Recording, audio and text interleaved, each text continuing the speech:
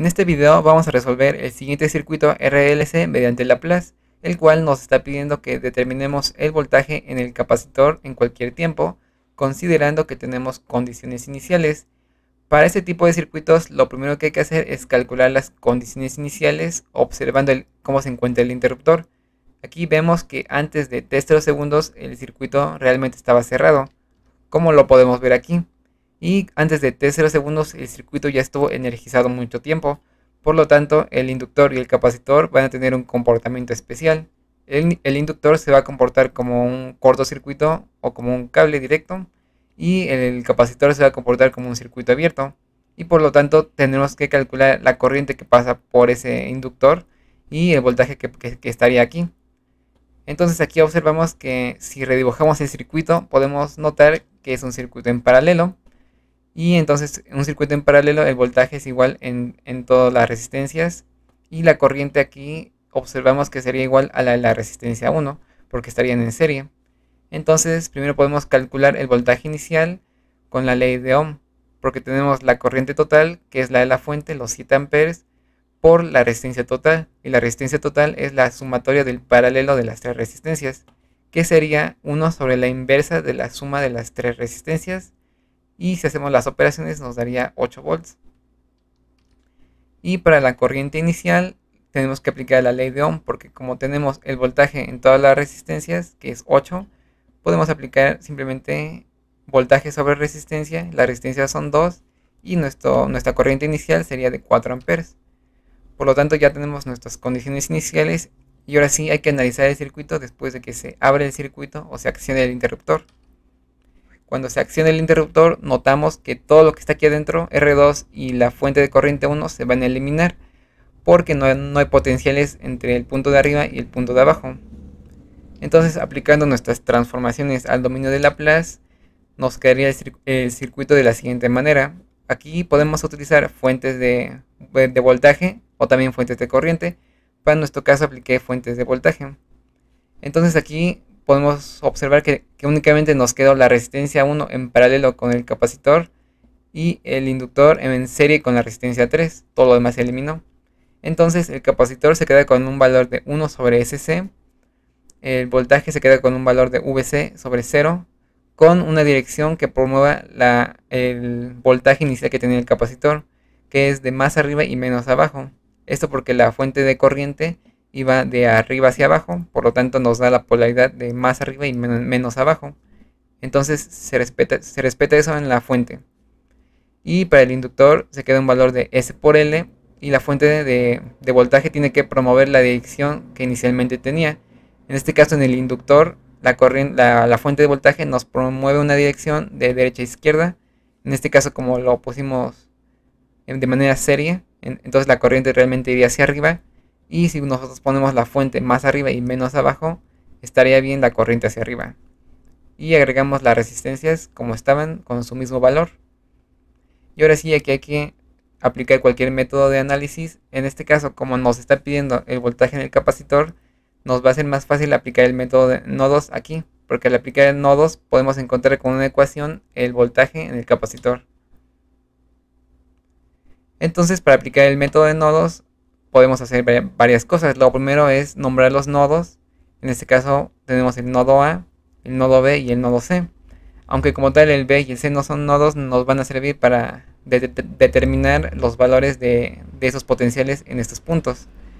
Y luego proponemos la dirección de las corrientes en cada elemento hacia donde nosotros queramos. En este caso yo puse en R1 hacia abajo, en el capacitor hacia arriba y en el inductor hacia arriba también. Y aquí hay que proponer nuestras ecuaciones de nodos. Entonces para el nodo A decimos que lo que entra es positivo y lo que sale es negativo. Entonces ahí sería más corriente 2 más corriente 3 menos corriente 1 igual a 0. Expresamos las corrientes con la ley de Ohm y sobre la diferencia de los potenciales. Entonces para la corriente 2 sería voltaje en B, que es de donde viene la flechita hacia donde va, menos voltaje en A sobre su valor de la impedancia, que es 1 sobre SC, más de la fórmula en la corriente 3 sería voltaje en C, que es el de acá. Estos, como están en serie, los vamos a sumar ahorita, así que por eso considero el voltaje en C menos el voltaje en A sobre la sumatoria de estas dos resistencias que están en serie. entonces R3 más SL, menos de la fórmula, en la corriente 1 sería voltaje en A menos el voltaje que está acá abajo, pero como acá es tierra, entonces sería 0, se puede omitir, sobre R1, que es su valor de impedancia, igual a 0. Pero aquí podemos observar que como las fuentes están referenciadas a tierra, podemos obtener el voltaje en B y el voltaje en C, simplemente aplicando la diferencia de potencial. En este caso decimos que el voltaje en B sería igual al voltaje inicial de la fuente, que es voltaje inicial sobre S. Entonces, como el voltaje en C inicial era de 8, simplemente ponemos 8 sobre S y el voltaje en B sería esto directo. Y hacemos lo mismo para el voltaje en C, que sería igual al valor del inductor por la corriente inicial del inductor, que el inductor inicial era 4 y la corriente inicial era 4, entonces sería 16. Esto porque el nodo de abajo es tierra, entonces lo podemos eliminar y simplemente quedarnos con su valor de acá arriba. Entonces únicamente nos quedaría una incógnita, que es el voltaje en A. Entonces nuestro objetivo va a ser despejar ese voltaje en A. Entonces arriba, como tenemos tres factores en común de en A, lo factorizamos y nos quedaría voltaje en A por 1 sobre SC. El SC lo podemos subir arriba. Aquí nos quedaría 1 sobre R3 más SL de acá. Y por último más 1 sobre R1. Aquí hasta al final quedaría un menos, pero al final lo vamos a cancelar con los menos que están acá. Entonces aquí no importa mucho. Y del otro lado pasamos todo lo que ya conocemos, que sería voltaje en B sobre 1 sobre SC. Entonces lo pasamos del otro lado como negativo. El voltaje en C lo pasamos también negativo, menos voltaje en C sobre R3 más SL. Aquí ya cancelé los signos, entonces como acá era menos, por el menos de acá, todo queda positivo. Entonces aquí hay que observar que el voltaje en B es 8 sobre C, lo ponemos, y el SC que estaba acá lo podemos pasar al denominador como SC. Entonces aquí nos quedaría 8S sobre SC, y se pueden cancelar las S. Luego aquí nos quedaría más el voltaje en C, que es 16 sobre R3 más SL, y todo lo que está de este lado lo pasamos dividiendo acá. El SC lo pasamos arriba, nos quedaría de esta manera. Ahora, ya que tenemos eso, nuestro objetivo es tratar de eliminar las S que están en los denominadores. Para eso multiplicamos por el factor donde haya una S. En este caso, aquí observamos que tenemos este término con una S y acá también. Entonces lo multiplicamos tanto arriba como abajo para eliminarlo. Entonces aquí al principio pues se cancelan las S, nos quedan 8 por C por el factor R3 más SL. Acá se cancelan el R3 más SL y nos queda más 16. Y abajo hacemos lo mismo. Nos queda SC por R3 más SL más 1, porque se cancelan los factores esos, nos queda 1. Y aquí nos quedaría más R3 más SL sobre R1. Y nos quedaría todo esto. Aquí simplemente aplicamos álgebra en este polinomio. Y nos queda de la siguiente manera. Ahora lo que hay que hacer es, como el término de abajo, el polinomio de abajo es de grado 2, entonces tenemos que hacer que esa S se quede sola, entonces sin coeficientes. Por lo tanto, tenemos que dividir sobre 1 sobre LC para eliminar estos SL que tiene la S cuadrada de mayor exponente. Por lo tanto, dividiendo en la parte de arriba y en la parte de abajo, nos quedaría lo que está abajo, que sería 8R3 sobre L, la C se cancela con la C, y 8, igual se cancela la C y la L, entonces nos quedaría 8S, y aquí 16 sobre LC. Y abajo hacemos lo mismo, nos quedaría R3, se cancelan las C sobre L, S, más aquí el S que lo dejamos solo, porque se eliminan el LC por LC. Aquí también 1 sobre LC, aquí más 3, más R3 sobre LC por R1, y aquí más S, se cancelan la L sobre R1 por C. Y aquí simplemente ya sustituimos nuestros valores que están aquí arribita. Háganlo para que vean que está correcto. Y aquí agrupamos todo lo que tenga términos semejantes. Entonces arriba nos quedaría 8S más 32 y abajo S cuadrada más 4S más 5.